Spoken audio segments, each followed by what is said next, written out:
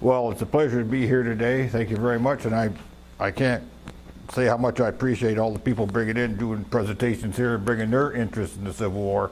It's good to know that we have that much interest here in St. Lawrence County for our general period of history that we enjoy so much. My name is Dallas Robinson. I've been a reenactor since the late 1990s. I currently belong to the 118th New York Volunteers, the Adirondack Regiment. What I'm going to be talking about today is excerpts and reminiscences from a reminiscence of a 118th veteran. The Adirondack Regiment. They were in Clinton County, Essex County.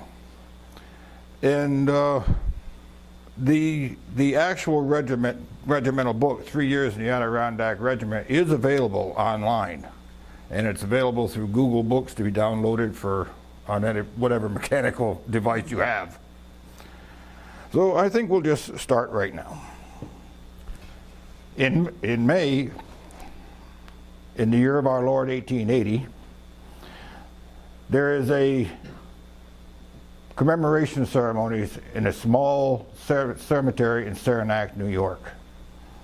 On this Remembrance Day, we are honoring and dedicating a monument to the men of the 118th New York who fought during the Civil War from the Saranac Valley.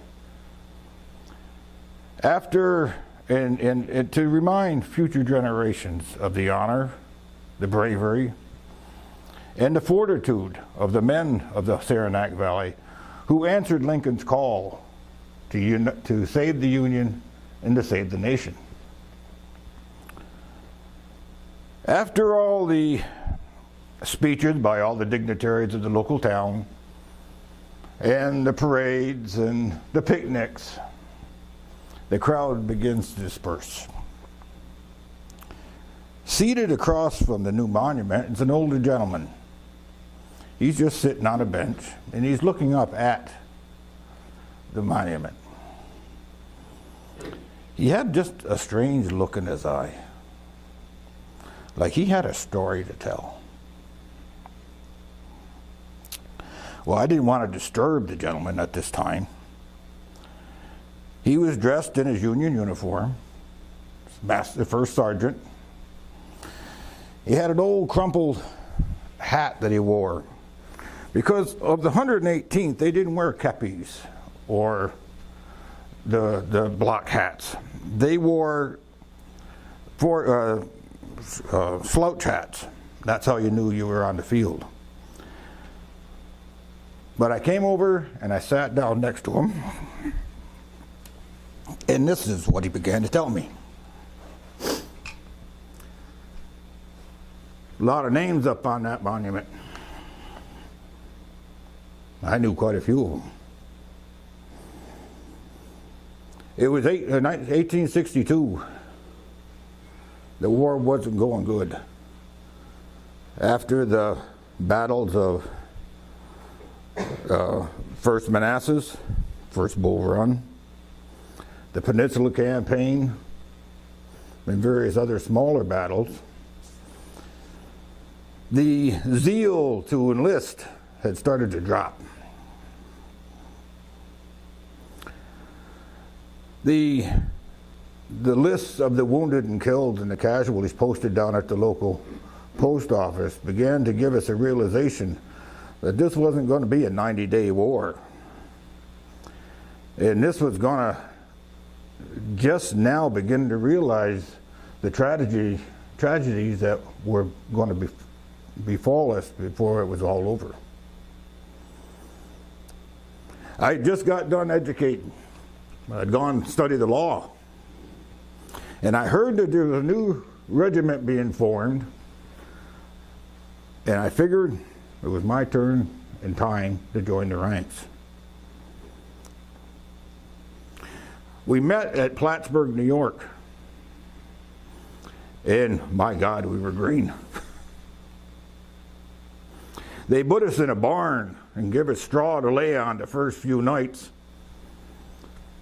And it really didn't make much difference because it was youthful exuberance. We were doing more kidding around and telling the stories and having a good time. We was finally away from the farm, you see. And the ranks were made up of all sorts of different individuals, different vocations, different work, and different ages and nationalities.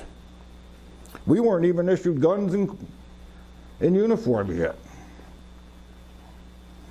But to fill our time, we commenced to start drilling, trying to make us look like some sort of a regiment. It was while we were there, they finally did offer us issue us a few old guns and stuff, which we could actually put a real armed guard around our camp. Now the rationale of that is not just so we'd look better, but being so close to the Canadian border, we were given orders to shoot anyone trying to escape the camp, who may have had second thoughts about joining the army and going across the border. They treated us real good in Plattsburgh. Oh, there was dinners and dances, and the girls would come along and give us hugs and kisses because we were the brave soldiers. They had a green there with a big old water pump on it, and it had a big long handle on it. And one of the fellers come back, he would have to celebrate a little more than the rest of us. He run right into that. He said, hey, he thought he had been attacked. He said, who are you and what do you want? He said, you put down that damn big club, I'll fight you fair. Well, they finally got us so we looked halfway decent, and they shipped us off by steamer to Whitehall. And from there, we went by train to Albany. Well, we didn't have passenger cars. They gave us actually freight cars.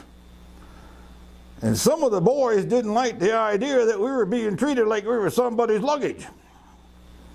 So, while we were boarding, some of the lads grabbed chunks of wood that were meant for the wood car for the coal tender and bashed holes in the side of the rail cars for ventilation and air and the sea. I don't really think the railroad made much money on that trip.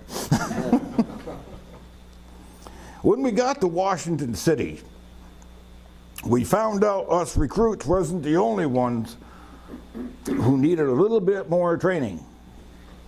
Some of these newly minted officers were starting to spread their wings a little bit and get to know. We had one fella, in the name of sanitation, you understand, who proclaimed that every soldier should change his shirt at least once a week. Well, it was explained to him that some of these soldiers only had one shirt. He said, doesn't matter. An order has been given and it must be obeyed. All those soldiers with just one shirt will change with each other.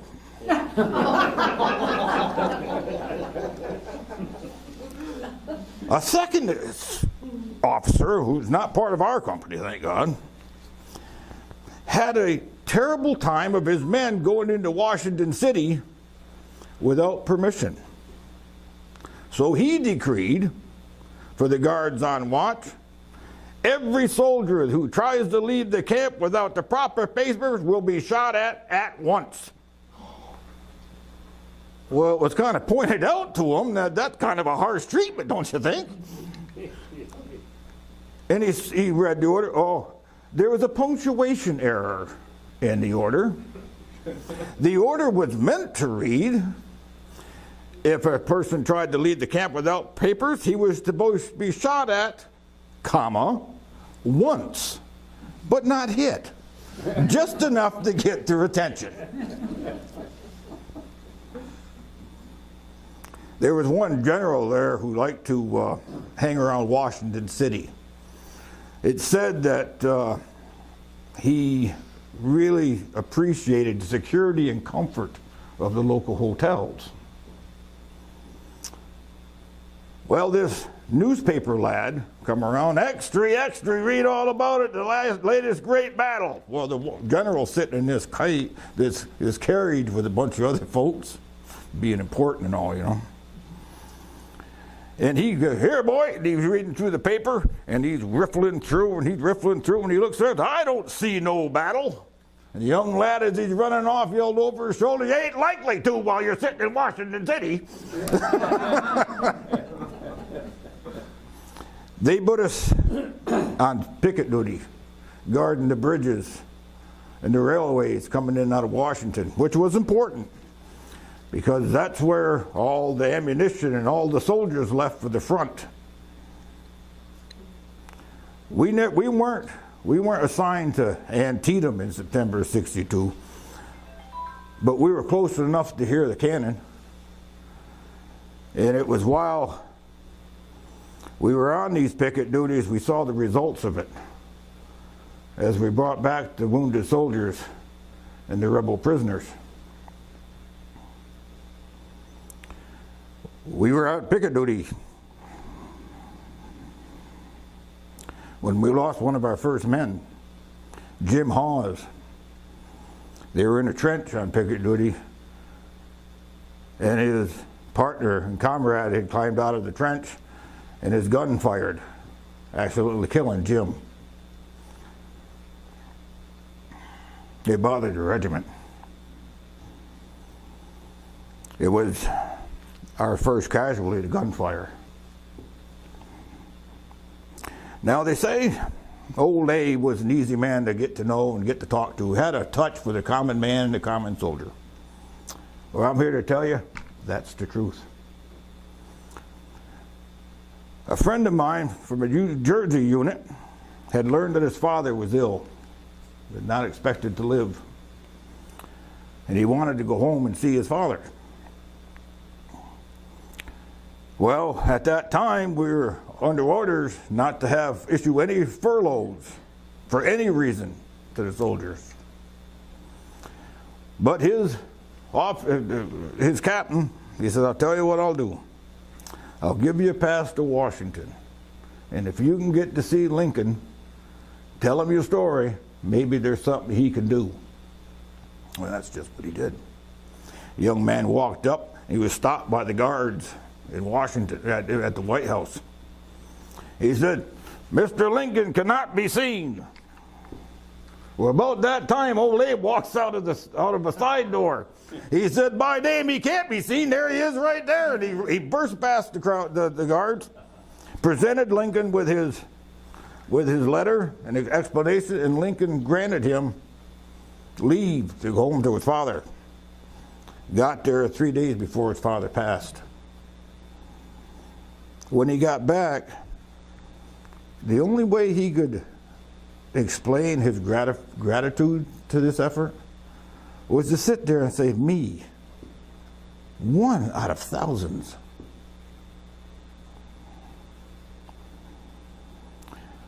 Well, in '64, we were assigned to Grant. We followed him through from Cold Harbor, Spotsylvania Courthouse, and into Petersburg. Drury's Bluff was another battle that we were involved in, and that was about the roughest one for the 118th. We lost nearly 3,000 men, 390 officers and men killed, another 1,000 or so wounded, and another 1,300 missing. While we were in Petersburg, we heard this thing about a mine being put under the ground, but we had our own problems. We weren't paying much attention to it, till one day we felt an awful tremor come through the ground.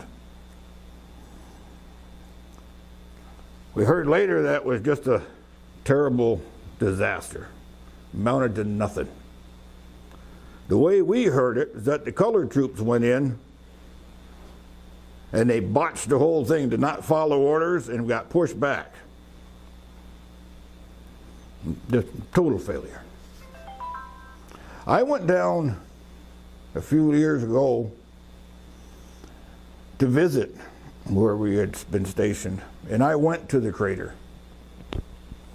And right smack dab in the middle of that crater was a willow tree growing. I have to tell you, It is about the only positive thing that come out of that whole battle. We were getting kind of permanent there, and as we were we weren't going to move. We were in Petersburg in the trenches, and we were kind of stuck there for quite some time. So fellas started building more elaborate housing for themselves. They'd pile up logs about 4 foot tall, and they'd put their tent on front of it, on top of it, beds in the wall, and they'd have a mud and stick chimney out the back fireplace so they could cook. Well, there's this one fella. He thought himself quite the carpenter and quite the architect. He built himself an elaborate brick and mud chimney. And he gathered up all this kindling wood and everything, go in there and said, it ain't never going to work. He didn't do that, right? We were just jibing him as much as possible. Well, unbeknownst to this young man, one of the boys had put a board up on top of the chimney. Well, he's in there and he's just striking and pretty soon he comes out coughing and spitting his red, the smoke flowing right out. And of course, right to the jibes of those fellas around him. He said, I said, see, told you couldn't. Wasn't possible. He said, well, I'm going to try her again, he says, and back in he goes. And back out he comes, the smoke rolling and coughing, and he's about to give up. We said, well, no, don't do that, says. I think that's me. Go fix that. Telegraph. Anyway, we told him, I said, now don't be giving up so soon. Maybe the mud wasn't dried yet. Well, about that, he went in the third time, we pulled the board off, and out she flew, and he come back just as proud as a peacock.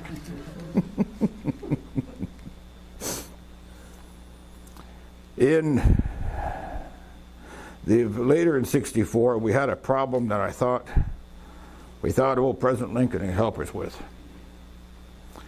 A fellow by the name of Fuller of our regiment went home, and he overstayed on his furlough. And evidence had it that he had no intention to coming back. Well, he was arrested for desertion. And old Spoon's butler decided we will try him court-martial, meaning he was found guilty. And Butler, of course, wanted to set an example for the rest of the regiment that he was going to be shot. Well, we didn't think that was right. So we got, as quick as we could, we got off a telegram to Congressman Kellogg, who was our representative in Congress, explaining the whole situation. Well, he's hot-footed right over to Abe, explained the situation.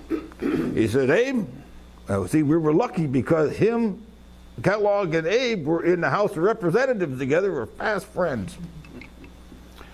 He says, I helped found that regiment. They're from my home territory, and I will be damned if one of them dies. That's not necessary. Lincoln commuted the sentence. Sentenced him to prison for 2 years. No, it wasn't me. Sentenced him to prison for 2 years. But he came home alive.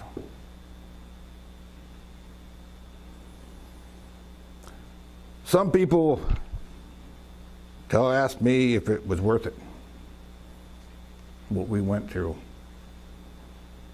And I have a hard time giving them an answer. But I have this letter that I wrote to my father when we were in Petersburg. And perhaps this will give an idea how I felt. Petersburg, Virginia, July 7th, 1864. Dear Papa, I put pen to paper to send these few lines to you. I leave it to your discretion to share them with Mama and the rest of the family. I need to speak, not as a son to father, but rather as a man to man. For the first time in my life, I feel we are equal. I'm tired, Papa, in body and in spirit. We have been removed from the carnage of Cold Harbor and have arrived to support the siege of Petersburg. Replacing the maze of undergrowth of the wilderness, the bloodshed at Cold Harbor, we now occupy trenches around Petersburg, requiring us to live nearly underground like the woodchucks and other varmints at home. We are on daily bombardment from the rebel mortars and cannon. Their sharpshooters condition us to keep low below the lip of the trench. Any movement seen by them results in a ball being sent as a reprimand to the transgressor. There are bomb proofs, which are dug into the side wall of the trench and reinforced with logs and dirt. They give us small sense of security from harm. We are replacing the 106th New York. These boys are from St. Lawrence and Franklin counties back home. They've been here since May. They're a rough-looking congregation. They tell us they have not had a change of clothes or a chance to cleanse themselves in 6 weeks. I pray this is not our fate. It's hot here. Movement causes a cloud of dust to rise up, become part of your person. You either breathe it in, have it settle on your food, or have it ground into your clothes.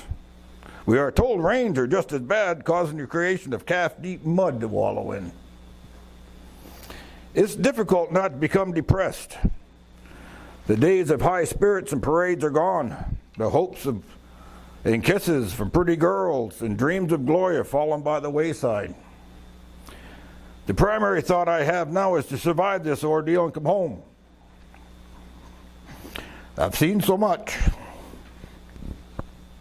I don't want to see anymore. Grant does not stop. I don't believe he will until Lee surrenders. Only the good Lord knows when that'll be. I've seen men die, but not at the rate we hear about. I know it's based on camp rumor, but we hear Grant lost 7,000 men in 20 minutes at Cold Harbor. How long can we continue this loss, this madness? It is said every man has his limits, and I believe I've reached mine.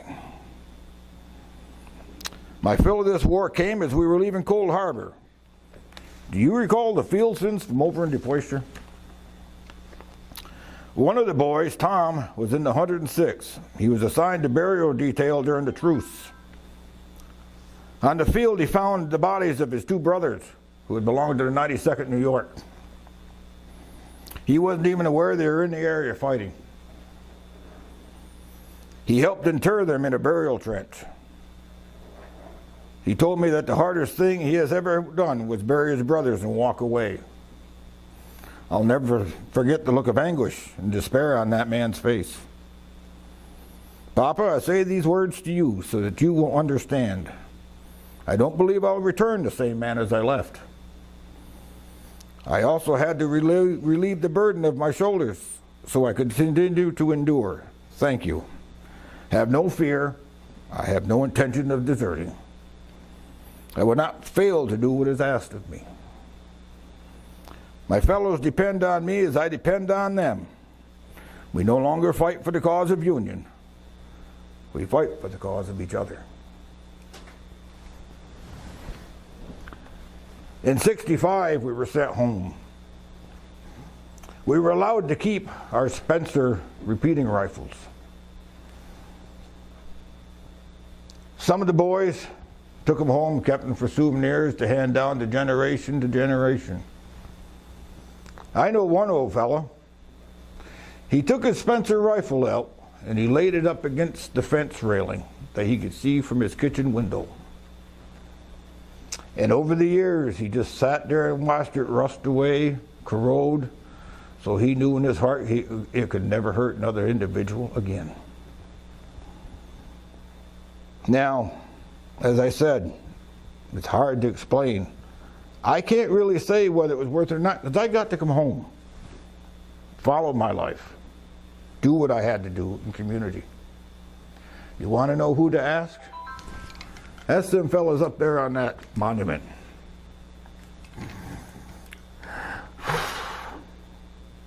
Ask Steve Bull over here. But he's not going to hear you, because he starved to death in a rebel prison in Salisbury, North Carolina. He's buried in the trench down there with 13 other luckless lads. Ask the wives and the orphans. Ask them if it was worth it.